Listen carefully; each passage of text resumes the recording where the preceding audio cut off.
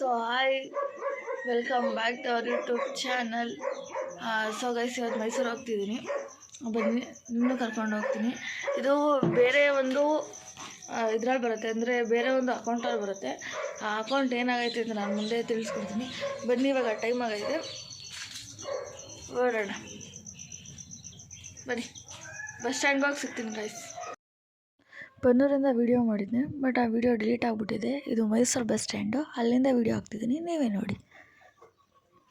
ಸಬಾರಿಂದ bus ಹತ್ತಿ ನಮ್ಮ college road ಹತ್ರ ಬಂದೆ. ಅಲ್ಲಿಂದ ನಡ್ಕೊಂಡು ಹೋಗ್ತಾ ಇದ್ದಾಗ ಅಂಬಾಸಿಡರ್ ನೋಡಿದೆ. ಸೊ ಅದನ್ನು ಹಾಗೆ ಹಾಗೆ ನಮ್ಮ ಕಾಲೇಜ್ ಕಡೆ ಹೊರಟೆ. ಇವತ್ತು ನಾನು ಬಂದಿರೋದು ಸರ್ಕಾರಿ ಕೈಗಾರಿಕಾ ತರಬೇತಿಯ ಒಂದು ಸಂಸ್ಥೆಗೆ. ನಾವು ಇಲ್ಲಿಗೆ ಬಂದಿರೋದು.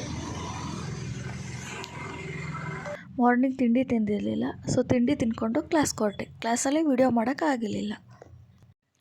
ಸೊ ಕ್ಲಾಸೆಲ್ಲ ಮುಗಿಸ್ಕೊಂಡು ಮತ್ತೆ ನಡ್ಕೊಂಡು ಸಬರ್ ಬಸ್ ಸ್ಟ್ಯಾಂಡ್ಗೆ ಹೋಗ್ತಾ ಇದ್ದೆ, ಏಕೆಂದರೆ ಆ ಕಾಲೇಜಿಂದ ಸಬರ್ ಬಸ್ ಸ್ಟ್ಯಾಂಡ್ ಹತ್ರ ಇತ್ತು.